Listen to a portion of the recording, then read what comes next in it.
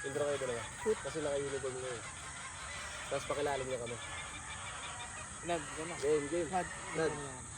Magandang araw lang. Nakasama pre ah. 1, 2, shoot. Magandang araw sa bawat isa sa inyo mga tol. Welcome sa Rough Game Farm. At kasama ko ngayon sa aking kanan. Melbert Flores po ng Airbox.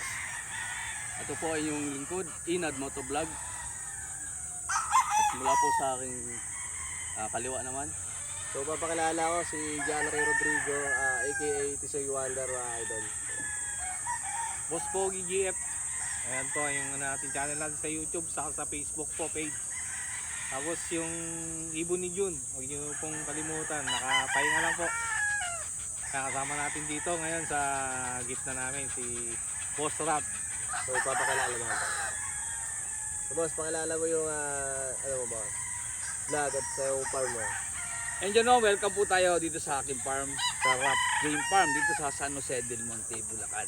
Ayan mga idol. At dumayo nga po sila dito para tayo ay makapanayam ng konti. Ayan. Ano ba yung dapat pag-usapan natin dito? Yung pakay talaga namin, yung mga tanong ng mga subscribers natin, no? Tsaka yung mga lahat ng mga subscribers dito, yung diskarte ni Idol na Boss Rap sa breeding saka sa hatcher niya, no? So for example mga idol, paano mo na-maintain yung ano yung mga bloodline meron dito sa kay Idol Rap? No? Ayun dyan, ang mga bloodline dito namin, yun, yung mangyandom namin, rounded sweater, golden boy sweater, tsaka Jan Bishop at Gilmore. Yun, Gilmore. So paano idol, paano mo na-maintain yung mga Gilmore, John Bishop na hindi siya mawala sa farm mo na? So paano nyo siya ma-maintain? Yung sa breeding naman, yung sa breeding ko dito sa farm ko, ayun, binabalik ko sa nanay niya, balik sa tatay niya. Ganun yung ginagawa po namin dito, ginagawa ko dito sa farm kasi hands-on ako sa breeding namin. Kumbaga, ako talaga yung nag-aayos yung breeding namin kasi hindi ko inaasa sa tao ko. Para yung bloodline natin is ma-maintain ko. So, ganun lang. Ayun. So tandaan nyo mga idol, dapat hands-on kayo, no? Hindi yung inaasa nyo lang sa tao nyo para at least makikita nyo yung sistema ng pagtakbo ng mga bloodline, no? So next, baka may tanong yung idol natin ngayon, no? Kay Idol Rap tungkol naman sa breeding. Kaya mag-ano natin. Ayan, sa Rap, tatanong ko lang, paano po rin ba nagsimula ang Rough Game Farm? Ayun, nagsimula ako sa pagmamanok nung 2010. Yun, parang gilid-gilid lang, backyard lang ba. Tapos yun, dumating yung panahon na hindi ko naman pinangarap talaga yung ganito kalaking, medyo malaki-laki na. Hindi ko naman pinangarap to na magkameron ako ng manok na ganito kadami. Kumbaga, and yun, yung production ko talaga madami. Hindi ko pinangarap to. Hindi ko pinangarap kasi alam mo napakagastos ng manok. Number one yan. Kaya kung kayo nagsisimula pa lang or gusto nyo nagpaplano kayo magparami ng manok, abay, tanongin mo natin yung ating mga bulsa. Magandang tignan, pero masakit sa bulsa. Iyon, number one doon. So Idol Melbert, ano yung tanong mo kay Idol Rap natin? No? Boss, alam ko, meron ka pang isang farm eh. Saan matatagpuan natin yun? Yung isang farm ko matagpuan dito rin sa San Jose. Ano nakalagay doon, boss? Mga pang ano namin, mga Pang-exam. pang-exam namin, pang-sali ko. Ayun. Tapos sir, may nakita naman kami, dun sa may mismong bahay mo, di ba yung ano nyo, sa hatchery, meron pa dun breeding area eh. Dun talaga breeding area nyo. Yun, yung breeding ko doon sa bahay, doon ko talaga ibinibreed yung mga manok ko nakahiwalay dito sa raging ko at sa handaan ko. Kasi kung isasama ko rito, yung mga vaccine kasi is ma-adapt ng mga nakatali. Kumbaga, para safe yung mga ano natin, mga nakatali natin, kaya nakahiwalay yung aking breeding. So next naman, ito, si Boss Ibo naman. Ha? Ayan, ang ano rin natin, Boss Rap, ano yung pwede natin ano sa mga katulad namin na mag-uumpisa pa lang sa pag-breed ng mga manok para may marami kasi nagtatanong paano yung para lumaki rin katulad nyo. Ayun, yun sa naman sa ano natin sir, sa breeding, sa gusto magsimula, dapat talaga magsimula kayo sa tama. Bumili kayo ng materyales na maayos, dun sa tao na honest, or sa breeder na honest. Kasi kung bibili po kayo ng materyales tapos hindi rin honest yung pinagbilan ninyo, walang mangyayari sa breeding ninyo. Sayang din lang. Sayang ang gastos, sayang ang panahon, ay yung bayad pa sa tao, mas masakit yun. Tama po, tama. Kasi maraming backyard na gustong nagtatanong sa amin lagi sa mga comment. Kaya naitanong din namin sa inyo, boss, kasi galing din kayo sa backyard, di ba, boss? Oo, doon ako nagsimula. Kaya, ayan.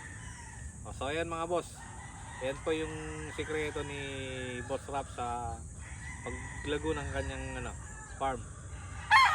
Hindi man sikreto rin kasi kung halimbawa na yan, nangarap kong magmanok tapos wala ka rin naman talagang puhunan, sapat na puhunan, nakabili ka ng materyales tapos wala ka rin naman sapat na pera, hindi ka rin pwede magpadami kasi sayang yung mga manok nyo yung anak natin pwede natin tiisin na hindi mabigyan ng baon pero yung manok natin pag tinis natin lalabas yan mga payat sila, sayang din. Paano tayo bibigyan ng magandang winning line yan kung kahit na payat yung manok natin, isang bigay lang bumibigay agad yung manok natin, sayang di ba? Dapat pala talaga boss mag-aalaga yung saktong kayang-kaya ng bulsa. Yun ang pinakamaganda ron. Oo, talagang may budget ka. Talaga naka-budget. Tsaka dapat naka-program sila, no? Oo. Hindi pwedeng nag-alaga ka lang, tapos papakainin mo lang, tapos okay na yan. Ay, hindi pwede. Hindi pwede yun. Kasi kung mag-aalaga ka tapos kain lang, basta kain lang, tapos kulang din sila sa pagkain, hindi magiging maganda yung katawan ng mga manok natin. Sayang din lang, kaya mas maganda pa, yung pera mong ibibili doon o gagastusin mo, ibili mo na lang ng ulam. Sigurado pa yan. Di ba? Yan mga idol, yun ang sikreto. Kaya mahirap humingi ng manok talaga, di ba boss? Ayan, and syempre ito, mga sir, Ah, yung kasi, dapat kung kayo gusto mag-alaga ng manok, dapat talaga may sapat kayo na budget. Kung halimbawa na kayo walang sapat na budget, huwag muna kayong mangarap magmanok. Kasi sayang lang O, di ba? Kasi ako, madami ako in-invest sir 1 million mahigit ang na-invest ko sa breeding. Bago ko naganap yan. O, di ba? Kasi unang bili ko sablay. Kasi hindi honest yung pinagbilan ko Pangalawa, sablay din. Challenge din talaga ng mga Kaya, backyard, no? yun, talagang challenge talaga yung pag-aalaga ng manok. Hindi porket kayo nakabili ng isang materyales, bibili na lang kayo ng basta. Kasi sayang yung pera Number 1 yung pera. Tapos yun, iba, tuwan-tuwa sila, mura ang pagkabili nila ng mga manok nila. Hindi naman lang palabas ng maayos. Magre-reklamo sila. Kasi yung mga budget nila, pang sinasabi nga sa akin, budget meal lang daw ang budget meal lang, di ba? Restaurant lang meron nun. Jollibee. Jollibee nga, walang budget meal Sa restaurant lang yan. Student meal. Yun, student meal yan. Kasi boss Rap, na kwento mo, no? Nagsimula ka sa backyard, gaano kalaki yung dati mong backyard, no? Para syempre, tulad sa amin, meron lang kami bakuran. Dati, gaano kalaki yung backyard? Hindi, maganda nga kasi may bakuran ka Ah. Alam niyo mga idol, nung ako yung nagsimula mag-breed, ako ay bumili po ng tryo, 2 tryo. Doon ako bumili sa kilala, sikat. Kaya lang, sa gilid ako ng ng highway, kalsada, sa Nubaliches. Kalsada yung una mong... Kalsada, tabing kalsada lang. Kaya nga nireklamo ako ng kapitan doon Ay kaibigan ko yon. Sabi niya, Tikoy, yung manok mo ay para sa kalsada. Pwede bang tanggalin mo na yan dyan? Doon ako nagsimula. Tapos yun, nangarap nga po ako ng alaga-alaga lang, nag-breed ako doon. Tapos talagang pinagtiyagaan ko. Bulik na yun, hindi pa. Hindi pa, mga ano yun, mga puti pa nun. Puti Kasi pa. nakilala ko mga idol sa puti. Sa puti dati. Sa puti ako nakilala. Yun talaga number 1 yun. Huli na. 2018 na ako nakilala sa bulik. Kung tawagin nila ngayon, bulik mangyan. Ayan, mangyan daw. bulik. ayun yung pinaka-signature mo ngayon, boss. Boss Rap, ba't nga po pala tinawag na Mangyan Dome yan? Magandang tanong. Magandang tanong yan, Ganda. Saan nagsimula yung mangyan? Enjoy mga idol, eto. Yung pong aking bulik ay nagsimula po yan sa Cali Dome. May kaibigan po ako sa California na dumating sa Pilipinas, nagpalahi siya, tapos ibinigay niya sa akin yung unang palahi niya. Yung unang balik niya. Galing Tapos, California. oo, tapos ngayon, nandiyan pa sa akin yung buhay pa, naka-4 na beses na panalo. Ngayon, ibinread ko siya ng ibinread hanggang sa sarili ko ng breed yan, sarili ko ng blend yan, kaya tinawag ko ng Mangyan Dome. Yun yan. So, from imported, naging mangyan na lang, no? Ayan, mangyan na lang ngayon. May bahag na sila eh. Ayun. Yung ba yung mga green legs natin, boss? Ayan, may lumalabas din na yellow legs, pero bihira lang yon. Yung mga halos yung nakatimpla dyan na iba, may 1/4 na yan. May 1/4 na yan, pero straight dome pa rin yan. Straight Oo, straight dome pa rin siya. Kaso lang yung puti natin, bossing. Parang Yung mga puti ko, hindi ko napadami kasi naglulugon sila pag isa ng sali. Pagdating ng laging 2 event, times yata, naglalaglag. bossing, no? 2 times Ayun. a year. Hindi lang 2 times a year naglulugon sila. Hindi lang. Depende sa panahon din. Oo, may panahon. Sir, tanong po ulit namin, ano po yung pinaka-signature line nyo dito? 5 yung signature line ko dito.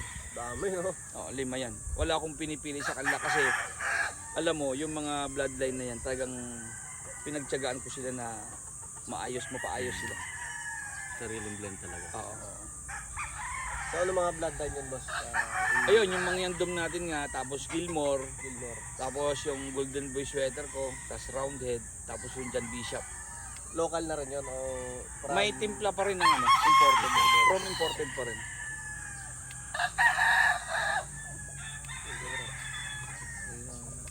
Hop, na blanco. Tanong lang kayo, ano lang, normal lang na. Putol-putol na lang. Ano natin yung ano. So, balita ko, boss, meron ka rin palang kape. Ito rin ba yung mga kape na ano mo dito? Ay, hindi yan. Iba Ay, yun. hindi. Iba yan. May kapihan po ako sa Igay, mga idol. Ayan. Ayun. Sa Igay Road, punta lang po kayo doon. Siyempre, magbayad kayo. Ano pangalan ng ano, ng kape yan? Brewing spot. Brewing spot doon Brewing sa spot. Igay Road, Malapit no? yung sa Sabungan. Oh, malapit sa kabila lang. Ayun, ayos. Kaya gusto pumunta, pagbabayad mo na. Pero the best yun, maraming pupunta doon, mga estudyante. Estudyante na naman. Oo, nag-office. estudyante. Saka ibang naghihintay ng laban, napansin ko nakaraan, doon nakatambay eh. May iba nga tayo. Pagdating naman kasi si Boss Rap, meron siyang hatchery, no? Tatanong ko lang kung ilang araw siya na nilalagay niya sa chiller bago niya ilalagay sa incubator, no? Yung mga itlog. Ayun, ako pini-freezer, inalagay ko na sa rep yan ng 14 days. 14 days. Oo, 14 Maximum days. na yun. Oo, maximum na yun. 14 days lang po. Ako kasi, yun ang turo sa akin nung kakilala ko na big time. 14 days. Oo, 14 days lang. Tapos, pagkatapos ng 14 days, pang 15, isasalang ko na siya. Sa incubator. Oo. Pero dapat makasingaw muna siya. May ilang oras ang pasingaw yung boss, magdamag daw. Magdamag. Magdamag. Kaya 14 days, tatanggalin ko na siya sa rep. Pang 15, isasalang ko na siya. So, Boss Rap, meron ka rin nga, example, dito sa San Jose del Monte, yung mga gustong magpapahatcher, tumatanggap ka rin. Oh, ano ba din ako? And yun mga idol, yung mga gusto magpahat sa inyo, ayan, search nyo lang po sa Google, lalabas po doon Pexon Hatchery. Sa akin po yun. Pexon Hatchery. So yung bakuna natin sir, nag-ano rin po ba kayo doon? Ayun, yung lahat ng bakuna po natin, kompleto po tayo. Lahat ng bakuna, kahit anong bakuna ninyo. Meron din po kaming tindahan ng bakuna. Yan, para doon sa mga nagsisimula pa lang, gusto malaman yung pagbabakuna, meron po kaming meron akong May bet. bet. May bet. Seminar, pwede. Ayun. Eh, boss, pag example, pag nag-patch kayo, may pagkalabas doon, kasama na yung bakuna doon sa ano. Pwede naman, pero ang ano namin sa amin ang vaccine lang sa amin tuwing Sabado. Alas 8 ng umaga hanggang alas 10. Dapat pala mabilang yung Schedule. Lahat ng may mga sisiw, pwedeng dadalhin doon, tapos magbabayad na lang Yun, doon yun. yung Sabado. Tuwing Sabado. lahat ng vaccine yung boss, magsabay, ay di magsabay-sabay. Hindi, conforme sa ano, baka ba, day old pa lang, di yung pang day old lang. Ganun lang. Tapos yung sunod na pa schedule mo, after 2 weeks, babalik ka sa akin para yung pangalawang vaccine naman. Ano, pwede natin pasok slasher nga, no? Oo, pasok na natin sila. Hindi ba guys, bibig? Bibig ba kayo? Huwag bibig. Kami, bibig kami. Sinuntak na po ako ng sinama ko yung grupo. Anantay na lang po namin yung kontrata. Wala pa namang contract eh. Dapat contract. Pwede pa yun, no? Hindi, siya naman pan-owner eh. Siya bahala. Oo. Hindi kami magkasalita sir. Ano na lang, tatanong lang kami ng ano, yung Kung anong suggest na kami. pagkain ng ano, from stag to ano. Ayun, ang ginagamit ko man talaga bimig. Bimig ka. Oo, bimig. Ang ginagamit ko bimig, sa sisiw ko, ang ginagamit ko talaga Ayun nga. So mga idol, sa mga nagtatanong, no, pagdating naman sa sisiw, sa mga pagkain na ginagamit ni Boss Rap, tatanong natin kung anong from day old to stag daw. So, Boss Rap, ano yung mga ginagamit mo, no? Ayun, simula ng day old sa akin, ginagamit ko talaga Bimig Bimig. Integra 1000. Ayun, Integra 1000. Yun Day ang old yun, ginagamit. Boss Rap. Day old, tapos Integra 2000 sunod, tapos yung 2 plus nila gumagamit. Yung 2 plus ang bago yata na nila ito rin. Oo, bago lang yung 2 plus nila. Bago So, lang. based sa experience mo, Boss Rap, no? Ano ang bakit Bimig yung nagamit mo? Tapos, ano yung magandang nakukuha doon na benefits doon sa feeds na yun pagdating sa sisiw mo, no? Anong nakikita mo, no? Sa akin kaya ako gumagamit ng Bimig simula nag-breed ako. Bimig talaga gamit ko. Kasi yung mga katawan nila bulto. Bulto talaga. Mas maganda kasi yung bulto yung katawan ng manok natin kasi mas madali magpaliit. Pag nag-adjust tayo, halimbawa, pangsali mo na sila, mag-adjust tayo, madali kaysa doon sa magpalaki. Kasi kung ang manok natin ay hindi man maganda yung katawan nila, papalakihin natin yun. Hindi lalaki Mas ang katawan. mahirap, mas mahirap. Bibigat lang sila, pero hindi lalaki yung katawan. So, ganda pala yung Bimig, no? Ganda pala yung bimig, mga Alam idol. nyo na, gumamit na kayo ng Bimig. Tapos pagdating naman ng stag, ano yung mga Yo, maintenance na, Ang maintenance ko naman, magkaiba sila. Magkaiba. Ang maintenance ko naman salto. Salto naman sa akin. Kaya lang kasi naging salto yung sa aking maintenance dahil yung panahon ng pandemic is wala ako ibang malapitan kundi si Boss Jong dahil. Ayun yun. Kaya yun ang wala silang Bimig, yun ang sinulsul sa akin.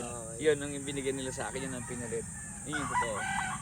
So anong buwan ka nagsisimula magturok, boss, pagdating sa mga stag na? Kasi minsan yung iba ginagawa bata pa 3 months to 2 months. 2 months, 2 months pa Oo, lang 2 din. months. Okay lang din Oo, sa nagaba ko ng- ginagamit ko rin. Oh, magamit ako expander. Standard din nila. Gawa ng King King Slasher yung gamit mo, strap. So lahat ng vitamins mo puro King Slasher talaga. King Slasher talaga gamit ko. Hindi So, ako, simula na ako nag-breed, in-endorse sa akin ng kaibigan kong veterinary yun. Kaya talagang dun umikot yung mundo ko. Ayos. Ayun, and syempre, endorser nga po ako nila. Maraming Ayun, salamat sa endorser inyo. pa si King Slasher, no? King Slasher family. Ayos. Kasunod. Patro na tayo? May tanong pa kayo, wala na? Ano na, paikot. Para ikot. Ikot. Ano na. Ikot na ng ano. Ah. Sige. Kaya naman tatro. Parang Tatama sasabihin nyo lang. Ikaw, Jun, yan. So yun, hanggang dito na lang. Ganun. So yun mga idol, hanggang dito So ayan na lang. mga bossing natin, mga idol natin dyan. Okay. So ayun mga bossing natin, mga idol natin dyan na laging nanonood sa atin. Ayan, sasamahan tayo ni Boss Rap sa mga ano niya, sa mga manok. Ikot niya tayo para malaman natin yung mga Yun, oh. bloodlines na magaganda at mga quality mga idol. Yun, magpa-farm tour muna kami mga idol, no? At magpapaalam kayo, babalik ka lang kami mamaya, no? At papakita namin. Siyempre, manood kayo para makita nyo yung location ni Idol Rap, no? Para pag pumunta nyo dito, alam nyo na kung anong dom yung kukunin nyo, no? So yun lang, papaalam natin si Boss Rap. Tapos pagpaalam ka na rin sa subscribers mo at subscribers namin. And yun, nagpapasalamat ako sa kanila na pumunta dito sa farm ko para yun, mag-usap kami, chicken talk kumbaga. And maraming salamat sa inyong apat at kayo nakapasyal dito sa akin. And sa aking mga followers, maraming salamat sa mga followers din ninyo. Maraming salamat. Paki-follow, like, and share lang ng account nila mga idol at para mas lalo kayo makatulong sa kanila. Yun lang po naman, and syempre, dapat po huwag kayong hihingi ng kapalit. Kung kayo po ay magpapalo sa mga vloggers, dapat huwag kayong hihingi ng kapalit. Yun lang po yung sa akin kasi medyo nakakasama naman ang loob minsan hihingi ng kapalit Tama. Masama yun, di ba? Kasi suporta Oo, Dapat suporta lang. Kung Oo. suportang tunay, di ba? Yan. Yan, maraming salamat sa family ko. Yan, magandang umaga at saka sa King Slasher family. At saka Sir Boyet, yung aking kinukuha ng imported. Maraming salamat sa iyo, Sir Boyet Juliada ng Amerika. Yan, thank you for watching. Ayan. At mga idol, abangan nyo yung susunod namin na farm tour, no? So hindi lang si Boss Rap yung pupuntahan namin. Marami pa kami pupuntahan na mga farm. So abangan nyo kung sino-sino mga breeder yung pupuntahan namin dahil marami sa listahan ni Boss Ibon at saka Boss Inad, no? At si Idol Melbert, no? Ang dami nasa listahan nila. So abangan nyo na lang kami mga idol, no? At magpapaalam na kami. Ay, outro mo yung vlog mo. Yung page mo. Sige. Boss, magpapaalam na kami. Sige, sabi mo. Boss, ito nga pala si Melbourne. Ako nga po pala si Melbert Flores ng Hairbox. Paki-follow na lang and share po sa YouTube at Facebook po. At kita-kits po sa susunod naming content. Ikaw, boss. I-shoutout natin iba hindi nakasama. Ay, shoutout. Ikaw na tumira nun. Ikaw na mag-shoutout nun. Sina Charles, saka si Charles, sino ba ngayon? Eugene. Eugene. Eugene, tapos Si Lakdan. Lakdan. So ayun mga tol, shoutout din nga pala sa mga hindi nakasama. Ayan, shoutout kay Charles Hot Sweater, Alakdan Game Farm, Alakdan Carlos Silva, at si Eugene Mirano ng Mirano Brad TV. At si Ryan Vergara. Kasama natin si Ryan Vergara. Yeah, shoutout sa iyo. Sa susunod, sana makasama namin kayo. Si Papa Dugs. Good. Yun din kasama natin. Ilan siya nakasama ngayon kasi nga may exam siya sa magdadrive ng tren. Kaya hindi nakasama ngayon. At syempre, hindi natin salamat pala sa pagtanggap ni Idol Rap, no? So, marami siyang page, no? Pexo Natchery, Rap Periol. Ayan, kung gusto nyo mag-avail ng mga doom niya or magpa-incubator, alos lahat. One-stop shop siya eh. May kape pa. Nandun sa Igay, no? So, chat ko lang siya Facebook, then open naman si Idol Rap, no? So, maraming salamat sa pagtanggap niya sa amin dito sa manukan niya. At syempre, alis na kami kasi iikutin na namin yung farm niya. So, yun lang mga idol. Maraming salamat. see you.